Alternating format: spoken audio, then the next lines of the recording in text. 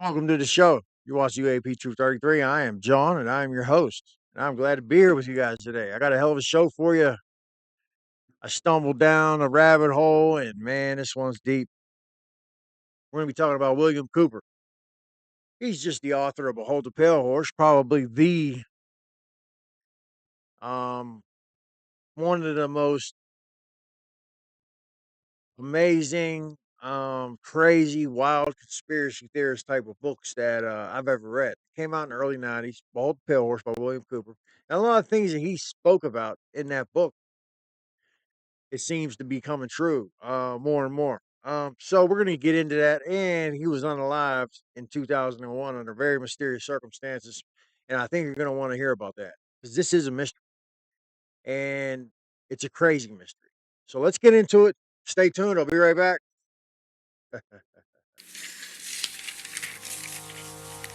I have concluded, after all of these years of really digging into this, through all of those various disciplines, one of my great interests in life is ancient history. But I have concluded, and this is my own conclusion, and I throw it out to you for whatever it's worth. The human race is a hybrid race. We have been placed on this planet, we have been seeded here, and we have been genetically manipulated over the eons of time, continually since the beginning of our history, and that genetic manipulation is still going on today. Ladies and gentlemen, we have never been alone. We are not alone, and we have never been alone. So Bill Cooper, right? He was born in I think like May 6th of 1943, I believe. Could be off by a day or two. And he lived until November November 5th of 2001. Okay. So he was, he was up there in age a little bit. I mean, not too much, but he was getting older. And he authored a wild book called Behold the Pale Horse. And in this book, he made a lot of claims. Like he believed that the main disease that was going around in the '80s that was taking out a lot of the uh you know how gay men, and it was also very prevalent in minority communities. And this disease basically started in Africa. You guys know Magic Johnson had it. And according to Bill Cooper, he believed that this was some type of uh man-made engineered thing, specifically to target those classes of individuals. And I think that's a wild claim. But the thing is, Henry Kissinger had made some questionable comments about this. And he made other claims in the book. He believed that the U.S. government was basically had a treaty with extraterrestrials that um, Eisenhower made this treaty. And I actually did an episode on that subject where UFOs supposedly landed at Holloman Air Force Base. President Eisenhower was missing in action for a day, and they said it was a dental emergency. But when you go back and you look at the records, people FOIA'd, and somehow they were able to get a hold of it. There was no dental emergency, and there was witnesses that claimed to see Eisenhower at that base and see a UFO at the same time. So it's really a strange story. And I believe Chaim Eshed, the father of the Israeli space program, who also had came out about extraterrestrials, um, he said this same type of thing. And whenever David Grush came out in the summer of 2023, he was a whistleblower. He actually testified before Congress. Now, William Cooper wanted to testify before Congress, but he never got his chance. And this was back whenever you spoke about UFOs or non-human intelligences, where you would get pretty much the blank stare, or laughed out of the room. It's not. It wasn't like today, where it's more normalized, at least with us. There's normies out there that are kind of still lost in the sauce and don't know what the hell's going on. I kind of feel bad for them. I see these people who are propagandized to the max. But I don't want to get off the subject. So let's get back to Bill Cooper. Um, he served in the U.S. Navy. He was involved with naval intelligence. He did tour duty in Vietnam. He actually, his first experience with UFOs, he was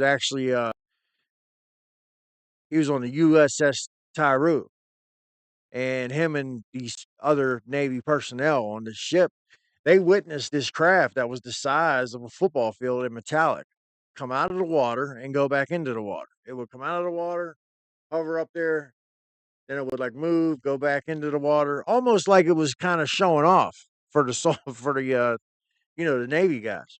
And this was in 1966. And this is kind of what got Bill Cooper interested in that whole subject. He got categorized as being involved with militias, and so he had kind of a bad reputation based on that. He was really like a constitutional, like he believed that you should buy a American Constitution, you should read it, you should learn it, and hold your government accountable. These were the things that he believed. He was a whistleblower in his time, the late 80s, early 90s, And he was a man who he appeared to be just, a regular guy. And I seen a video where he was giving a lecture, and I guess he was in his late 40s at the time. He had a slightly receding hairline, but he walked with like a confidence, like he was really self-assured. And the things that he spoke about, as far out as it was, he did it in such a way that it kind of captivated you. And it's not like he was a professional speaker or lecturer, and he just drew you in, man. And I want to get into this because he saw some documents when he was at Naval Intelligence that I think you're really going to be it's going to blow your mind, man. First thing that I stumbled upon when I was really researching him was he made this like affidavit, where he basically swore that he was the information that was contained that he was speaking about, you know, was 100% the truth as he understood it, and that he solemnly swore, all that thing, right? He said he was willing to testify before Congress, and so in 1972, in performance of his duties as a member of the intelligence briefing team of the commander in chief of the Pacific Fleet, petty officer in the U.S. Navy, and so he ended up getting top secret clearance. He went through but before he told this story, he explains how he went through hypnotic regression. He was willing to take a lie detector test. He was really pushing. He wanted us to understand that things he was saying was truth.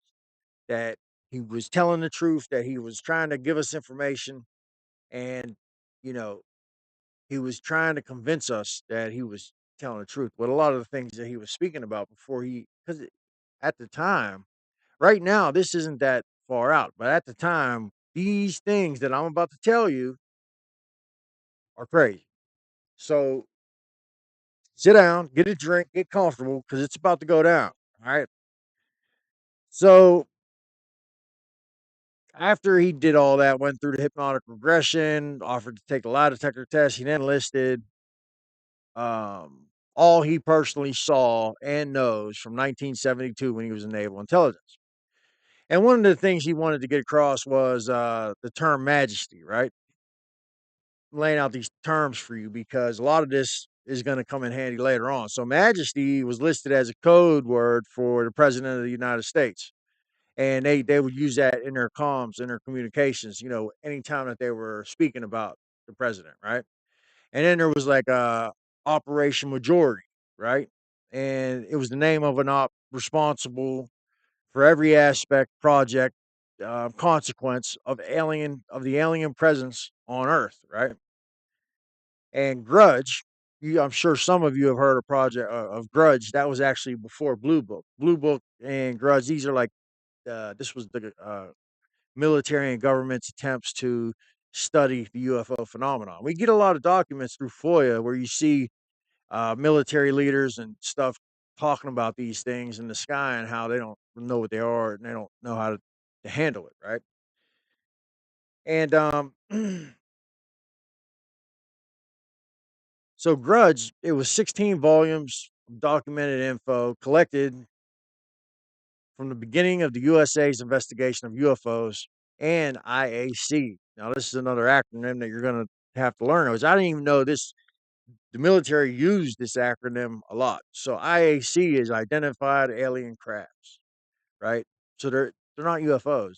They're saying that they are identified alien crafts. So he's saying that the people involved with this operation majority, they knew what these things were. They knew they were alien crafts, right?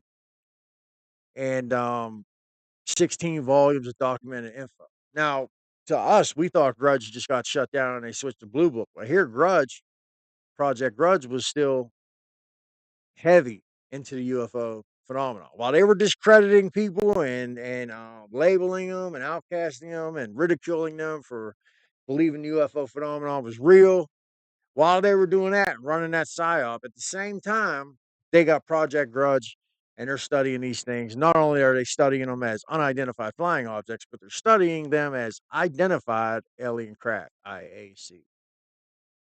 I find that fascinating, right? And I see a lot of these same tactics happening today, don't you? So the project was financed by the CIA, right? And it was like a confidential funding, right? And the way that they were getting their money, they had confidential funds that they would get, right, for their SAPs and whatnot. But another tactic that they used to raise money for these operations was illicit drug trade, particularly, um, the Golden Triangle, Vietnam, the whole situation with that. You guys know Air America, Iran Contra, when they were basically the CIA was dealing drugs heavy, and what they did was they would justify this, right? And this is what he said. This is coming from Bill Cooper. He said, they would justify it, um, in that it would identify the weak individuals and it would eliminate, OD or whatever. And I find that like really just almost evil. And nowadays you hear about the things with that island with that guy, who supposedly unalived himself, but they don't think he did. If you say his name on YouTube, your video might not get pushed out. So you look at that, and then you look at the things that the CIA was doing back then, and it's like, man, like these are some evil people, And I mean, it's not the whole United States government. See, the government has so many different branches, and they actually have their own little rivalries and territorial feuds and stuff. So, the Pentagon alone employs like this astronomical amount of people. So, it's not. I'm not saying that the whole entire U.S. government's bad, but this particular operation was pretty bad. Um, but for the purpose of Project Grudge, the whole purpose of it was to collect all scientific, technological, medical, and intelligence information from UFOs or IACs. Again, identified alien craft, sightings, and contacts with alien life forms. And I find that interesting that he put that in there, that this was in that document, right? As if maybe, and you're going to see, I think they had contact, man, with aliens. Um, And all these things that they were able to find out and determine in their investigation of UFOs and identified alien craft was then funneled to America's space program that was basically being run as a SAP, as a secret access program. They were dealing with technologies that were really advanced. And then you get into MJ12, right? He starts talking about MJ12, and this is very interesting that he did because if I remember correctly, he thought that like some of the other old timers in the UFO community, like Stanton Friedman and others, were actually government plants trying to feed us disinformation. So I found that interesting. So I mean, these little beefs and cliques were even happening back then, right? Now it's Greer and Elizondo. And, back then it was Bill Cooper, Stanton Friedman. This type of thing, which I feel like that harms uh, the pushing the needle forward, to find the truth whenever people are, you know, feuding with each other in this way, slinging mud at each other. So MJ12 is the name of a secret control group, right? And President Eisenhower commissioned a secret society also. Not only did he formulate, I think Truman formulated MJ12 if I'm not mistaken, but Eisenhower formed the Jasons. And for those of you that don't know who the Jasons are, they're these scholars. These, they come from esteemed colleges, and they're very high up. They're elites in the educational realm, right? And so the Jason Society was commissioned to sift through all the facts, evidence, and technology, lies and deception, and find the truth of the alien question. And this went all the way up to the director of the CIA, right? And he was like appointed as J1. So they would have like these rankings in MJ12 where they would have like J1, J2, J3, J4, all the way up to 12, right? And apparently the director of the CIA, at least at this point in time, he was the J1, right? I'm not sure who that is. I don't believe it says here, but I get the picture, right? And MJ12 only answers to the president. They have no oversight other than the executive branch, the president. It's really a shame. And it makes you wonder about a lot of different situations in society today. Um, because look, the cost of funding alien connected projects is very high. This takes money. You look at Skywatchers, and with Jake Barber and he formulated Skywatch or Skywatcher, and he had to get all this financial backing to do it. Right, they had to buy all this equipment. The equipment alone is like probably 10 grand, and that's just one piece of equipment, like one set of uh, devices to catch footage and data about these UAPs. So when it's all said and done, they may spend 50 grand, and that's before they even go out to the field and actually try to make contact. But let me get back into this, right? Because this one here is a kick in the ass. So according to Bill Cooper, MJ12 was behind the assassination of JFK. And according to Bill Cooper, it was the limo driver. And apparently all the other, you know, people involved, they couldn't hit him. They got him in the throat. They got, Senator Connolly in the front seat, but they were unable to finish it. And the guy in the front seat did. He had like some kind of uh, special weapon. And according to Bill Cooper, it had some kind of toxin, shellfish toxin, and it was like an exploding round. And he claims that this is why Kennedy's brain went missing, which it did go missing. Now I don't know about all that. And this is the thing: you have to suspend belief, right?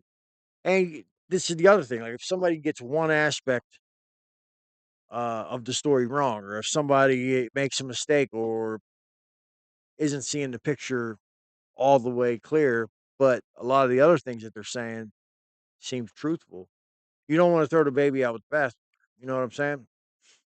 So there was a secret meeting, and so they created this like resort in Maryland that you could only get there by air, right? And MJ12 and Jason Society, they could go there. There was these facilities. It was luxurious, and they would go there and get together and come up with ideas and stuff, right? Excuse me. So it was like a country club. These were the elites, right? And they were heavily tied in with the Bilderbergers and you know Council on Foreign Relations and these other organizations in the world. And this is when you really start getting into like the secret societies, the Knights of Malta and all that, Knights of Columbus or whatever. A lot of these societies. So anyway, let me get back into it. So here's another term that he brings up. It's called the Magi, right? MAJI, Magi. So it's a majority agency for joint intelligence. All info, disinfo, intel is gathered and evaluated by this agency. At times, in conjunction with the DIA and NSA and CIA, all alien projects are handled by them. You know, you know, it makes me wonder because there's a lot of other terms, a lot of other operations that he describes that I don't want to get put on some type of list. So the next one is Sigma, and Sigma was the project that first established communications with extraterrestrials. So they actually made contact. Sigma actually communicated with aliens. According to the document that Bill Cooper was able to get his hands on, was able to read and, and kind of release, right? Sigma made contact. And there's more of these groups and operations. And I'm sure like there was probably these guys that would be like in Sigma, then they would be in this one, and they would go back to, there's Pluto and Snowbird, Luna. We're gonna get into it. There's a bunch of these things, right? All these ops and projects and organizations, and it's very interesting. So the next one, it is Plato, right? And it secured a formal treaty with ETs. Wow, dude. So Plato was a project or a group that secured a formal treaty with ETs, right? Aliens. And according to Bill Cooper, he was pretty upset about this because he typed in here illegal under our Constitution. So apparently he feels like this treaty that they entered into was illegal under the Constitution. Um, I would like to know how, but like maybe because there was no Congress wasn't involved, or the people of America didn't have a say so. Maybe that's why he thinks it's unconstitutional. Maybe he's right. And in return, we agreed to keep their presence on Earth a secret and to allow them to abduct humans and animals. The ETs were to provide a list of humans' names that they abducted. And so they gave us technology, right? And we gave them free reign to snatch people, mutilate cows, do whatever they wanted to do. And apparently this got out of control later on, from what I understand. Now, Bill Cooper doesn't quite go into that, but I've heard other researchers say this, that we made this like deal with the devil, basically. So now we're at Snowbird, right? And this was a disinformation op, and they used alien reproduction vehicles to confuse people, right? Um, Even higher ups, they would do these demonstrations for certain, you know, elites that were high up in the food chain, politicians and stuff of different governments, and they would do these little, demonstrations with these or or primitive versions of flying saucers. I'm sure. Um, well, maybe they were good enough to convince these people that if they ever did see a UFO, they would just think, "Oh, yeah, man, that's just one of America's advanced tech. Ain't nothing to worry about." Now, this next one, you guys are gonna love this next one, man. So, Luna is the next one. It's kind of funny, man. Kind of Anna Paulina Luna. Anyway, makes you wonder if that's not why she got the gig, right? For releasing the files. Luna, the moon. So Luna reported and discovered that there was an alien base on the backside of the moon.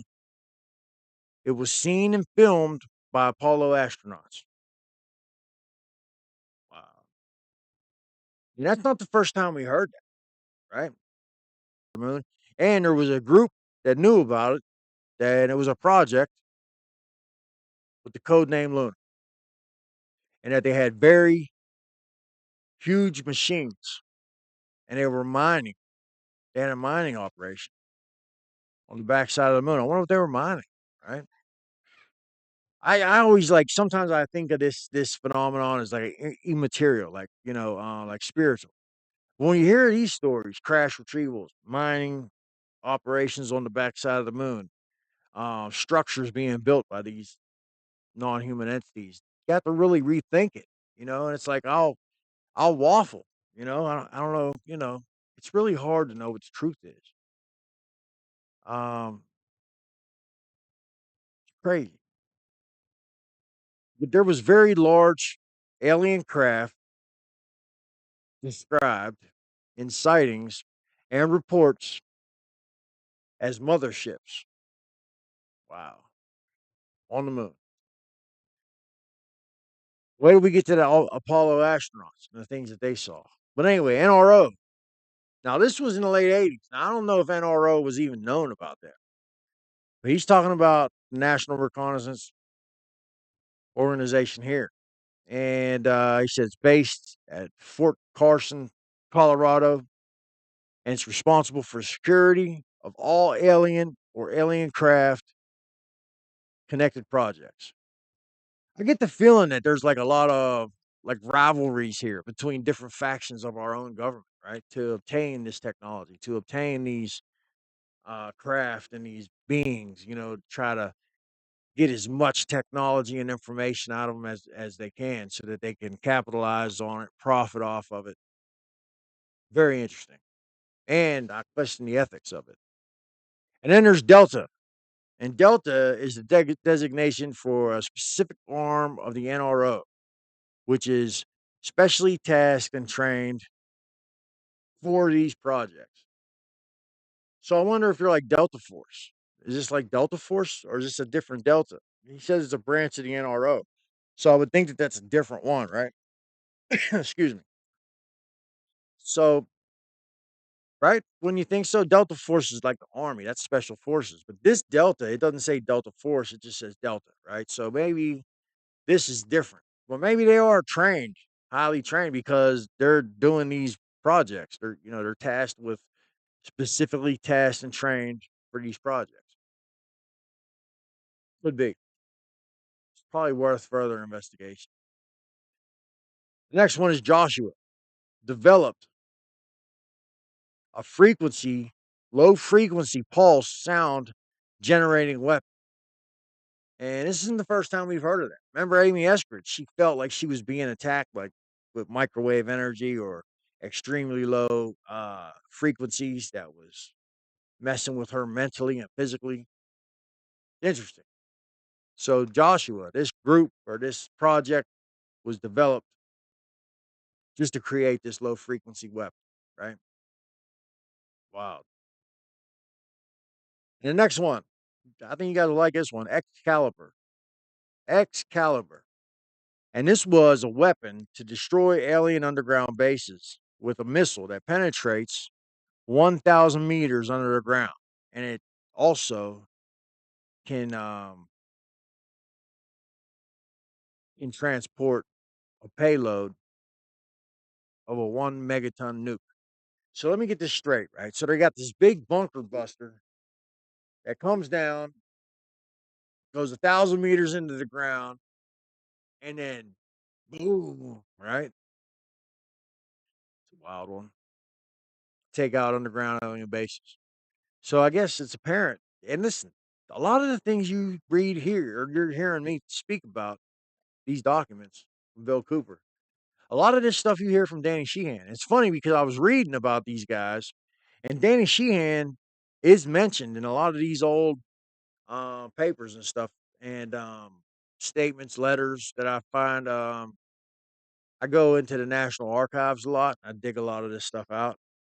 And it's really informative, and like I say, I always do your own research, and it's an awesome, awesome resource, man. The National Archives. You just type in National Archives, UFOs, or whatever you're into, and it's going to pop up. They're going to give you declassified documents. Some of them are just memorandums, letters, but it's all very, very interesting. Some pictures, news articles, things of this nature. But it gives you a greater idea of what was going on in 1960, surrounding this. And it's funny because there was a lot of attention, especially in 1952 when a bunch of UFOs flew over the White House. I don't know if you guys know about it. UFO flap right over the White House, 1952. Look it up. It's very interesting. So they get into the four types of aliens. Now, this is where I kind of splinter off from the guy, right? Because he he leaves out a certain species of extraterrestrial that I've come to believe actually exists. And these are these ones that look like big bugs, right? Scary as shit. And the reason why I believe they exist is because I just do. I do, you know. But he doesn't mention them in his four types of aliens. But one stands out to me. It reminds me of the Holloman Air Force Base landing when the aliens got out of the ship. Remember, they had a big nose, like bluish skin. Well, he says these ones are large nosed grays and they're tall. And these were the ones that we supposedly had the treaty with. And it kind of jibes with the Holloman Air Force Base. And this is what I mean. Like when you really research this, you'll see these different stories and they line up. And it's like a puzzle, man. And it's like, listen, if this was all a bunch of bullshit, you wouldn't be finding these links and these stories from different corners of, the globe or the spectrum. Like, you know, this guy was late 80s, speaking about this, right? And then look at things today, in Holloman Air Force Base, and you study up on that. And the description of the beings are the same. Just interesting. And then the next one is the blonde, human looking Nordic type ETs. They say some are walking amongst us, some are in power. And the next one, red nosed. I'm sorry. What am I talking about? Red haired, human looking ones, right? So humans with blonde hair, humans with red hair, but they're two different species of ETs, right? I don't know about that one. This is where I kind of, Bill, you're losing me, Bill.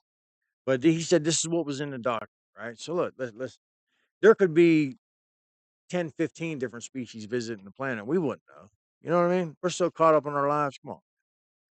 And then the last one. So it was four large nosed grays, blonde haired, Nordic looking ones, the red haired ones, they call them orange for some reason. And then the little grays. And these are the ones that are often reported with abductions. And they're actually working for the large nosed grays, right?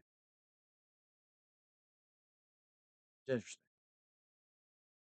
But a lot of people, when they get abducted, they go on these ships and they see human looking ones. They see these mantis looking things.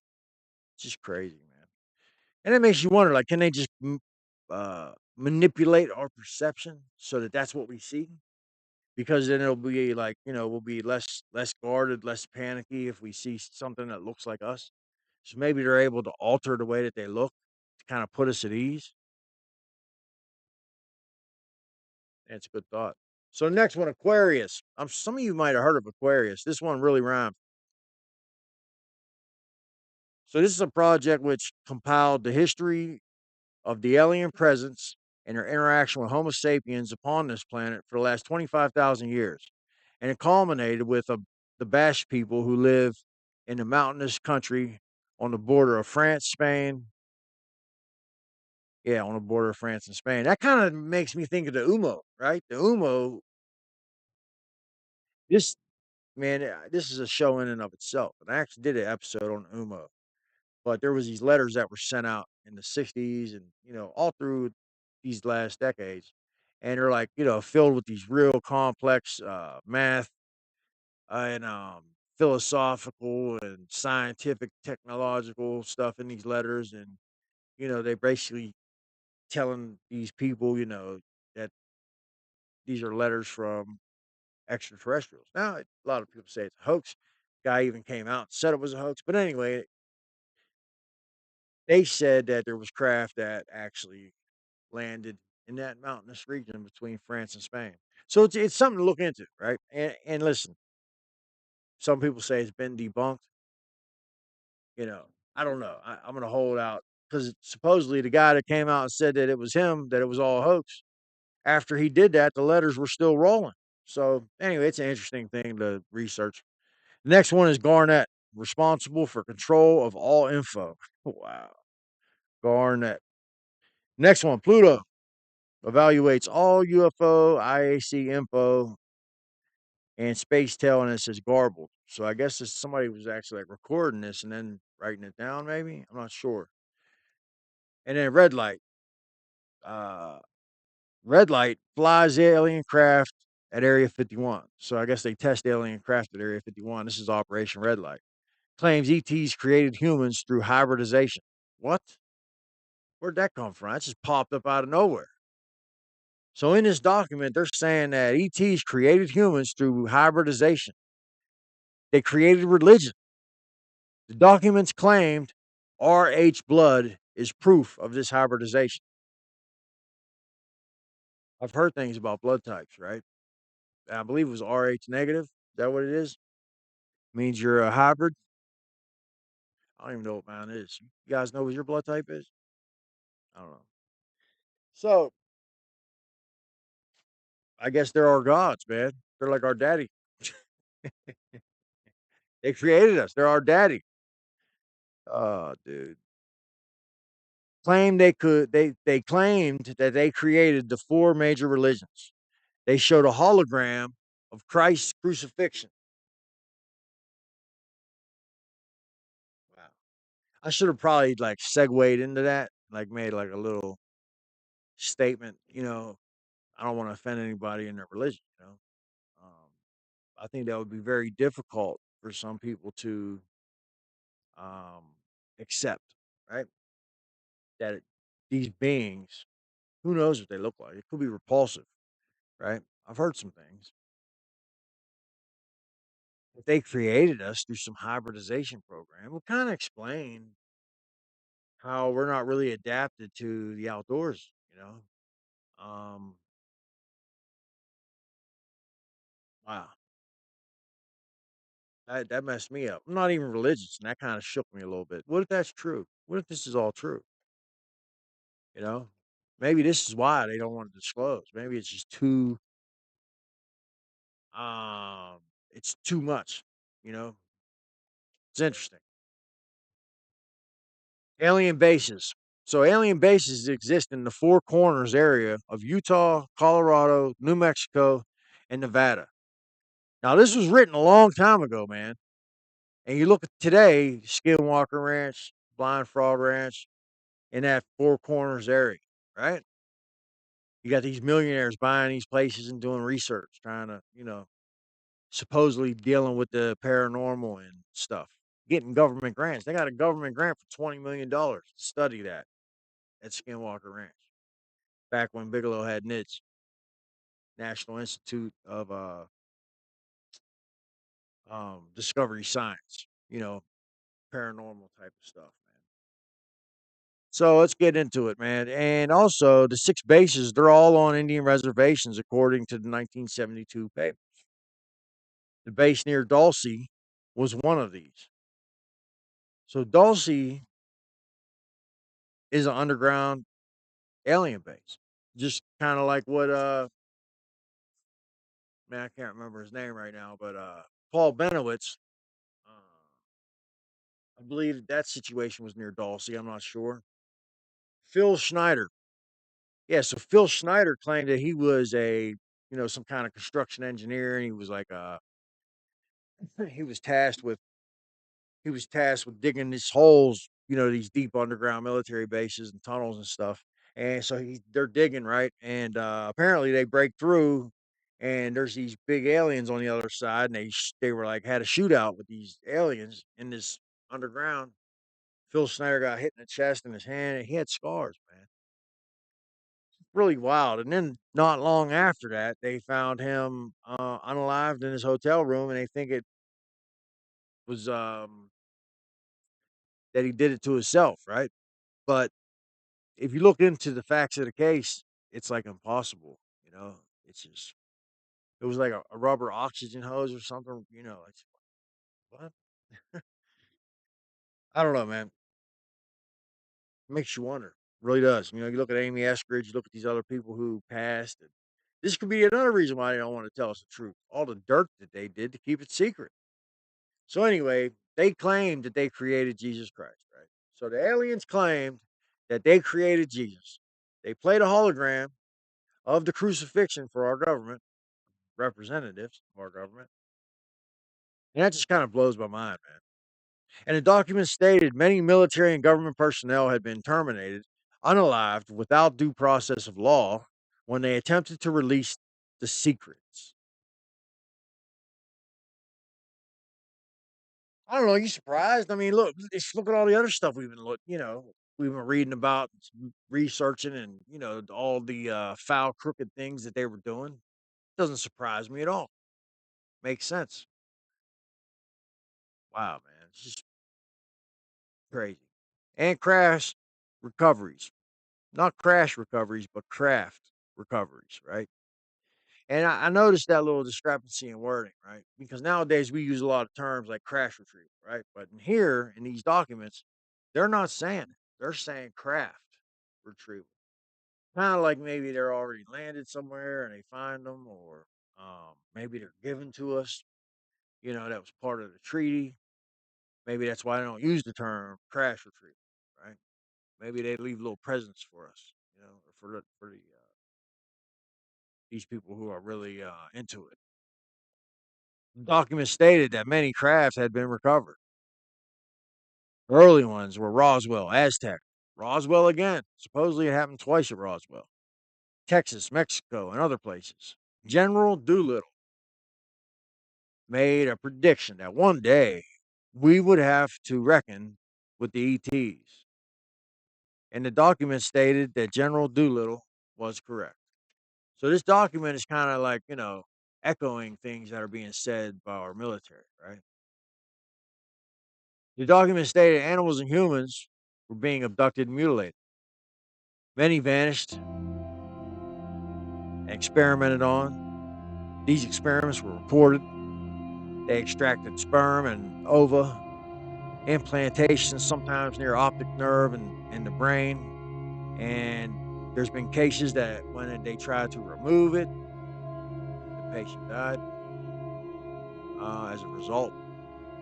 And that these people that have these implants um, are able to be manipulated and controlled by the non-human intelligences. Kind of wild, right? Oh, listen, like I said, I don't want to like say, hey, we believe all this, right? You know, you can read the Bible and not be, you know, a devout Christian. It's information. It's just information, is what it is, and so I just try to look at everything with an open mind, and I like put it in categories. Possibilities. Maybe not. But then sometimes you get a piece here, and then you'll hear another case over here, and it kind of matches. You know, and these are the cases that they kind of rise probabilistically for me whenever I start seeing those connections. Right. Let's keep going, man.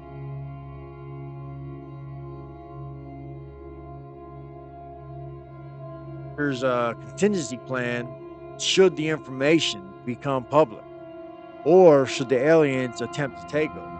Now, I want you to really listen to this because it's really, really important. Right? This contingency plan is very nefarious. It's shady, and it kind of reminds me of 2001. You guys know what I'm talking about. 2001, right? So this plan called for a public announcement that a terrorist group had entered the U.S. with a nuke, right? So this is what they were going to try to use to distract us, right? And it kind of makes me think about the New Jersey drones, dude. When the drones were flying around, nobody could knew what they were, right? Meanwhile, I knew what the drones were. The drones were ours, but they were going up there to look at the orbs and whatever those orbs were, whether they're craft or whatever they were. So there was these anomalous things popping up all over, like Picatinny Arsenal, and these weapons spaces and Air Force bases. I believe Wright Patterson had to shut down because of these things, and so they were flooding the skies with drones, muddying the water. But it's funny because they said that same thing. Oh, maybe the drones are trying to. It's like a sniffer. They're trying to sniff out some type of nuclear, dirty weapon or something.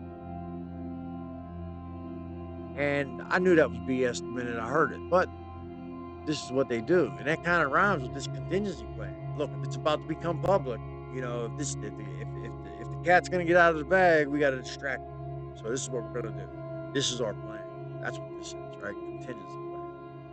And it's a shame because now they're saying, "Oh, we'll establish martial law, and all persons with implants would be rounded up and put in camps, kind of like concentration, maybe." Press, radio, and TV would be arrested, or press, radio, and TV would be nationalized, right? I think that might already happen, right? I mean, just watch the news, watch mainstream news, man. It's like, what the hell am I watching, right? It's like once you take that red pill, there's no going back. So anyway, this is another contingency plan, and to try to contain information and delay the release of any disclosure, right? And this plan called on the use of Majestic 12, and this is where they write it out, TWELVE, right? Instead of just MJ12, it's written all the way out, Majestic 12, right? As a disinformation ploy to confuse and delay should anyone get close to the answer, to the secrets, right? And he also kind of lists his source material for this document. Bill Cooper does, right? He saw this when he was an officer of national intelligence, counterintelligence operations, MJ12, because the Navy was kind of running intel operations against the real MJ12 because the Navy was trying to get in on the action. Which they ended up doing, and they got a cut of the technology, they got a cut of the intelligence. It's all really interesting, man.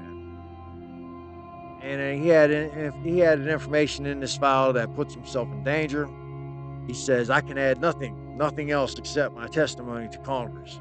History will be my judge. History will be my judge. This is what he said. Um, and in 2001, November 5th, 2001, sheriffs went to his house to try to execute an arrest, to serve an arrest warrant. And William Cooper didn't want to go. And I feel like he felt he was standing up for his rights. He was in his own house. They were trying to basically body snatch him, take him to jail for whatever. Who knows what he did? Probably nothing really serious. And so they got into a shootout, and he passed, man. Saying, really is. So I don't know, man. That's the read through. That's the information I was able to accumulate from Milton William Cooper. I'll leave a link in the description. The book is called "Behold the Pale Horse," and I could have got into that a little bit and told you about some of the things that actually have come true that he predicted back then, which is kind of fascinating. But that's for another day. But I appreciate you guys tuning in. Please hit the like and subscribe, share it to a friend, share it to two friends. I'll be back tomorrow.